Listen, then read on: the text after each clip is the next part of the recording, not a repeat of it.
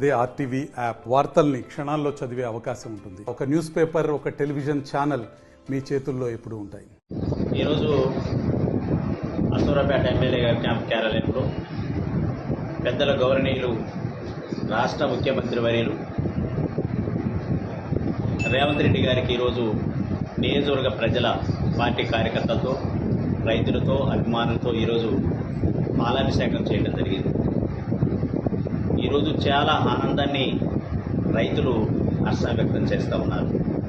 కారణం, గతంలో కాంగ్రెస్ ప్రభుత్వ హయాంలోనే వైఎస్ రాజశేఖర రెడ్డి గారు ఇచ్చినటువంటి మాటకి ఆనాడు కూడా రైతులకి రుణమాఫీ చేసింది కేవలం కాంగ్రెస్ ప్రభుత్వ హయాంలోనే.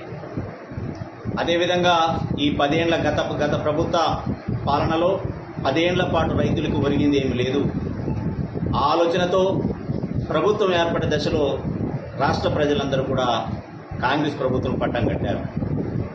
ఆనాడు 2022 మే 6వ తారీఖున వరంగల్లో జరిగినటువంటి రైతు సదస్సులో రాహుల్ గాంధీ గారు రైతు భరోసా డిక్లేర్ చేయడం జరిగింది.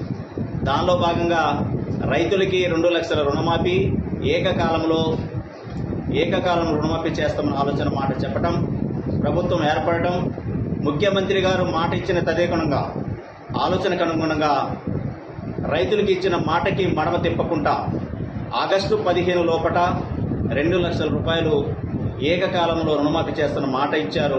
మాట ప్రకారంగా ఈరోజు వారు రుణమాఫీ చేస్తున్న మాట ఇవ్వడం జరిగింది. ఈరోజు రైతులందరూ కూడా చాలా ఆనందం వ్యక్తం చేస్తూ ఉన్నారు. నా నియోజకవర్గ ప్రజల కాంగ్రెస్ పార్టీ పక్షాన, అదేవిధంగా నియోజకవర్గ ప్రజల పక్షాన, రైతుల పక్షాన వారికి ప్రత్యేకంగా ధన్యవాదాలు తెలియజేస్తా ఉన్నాను.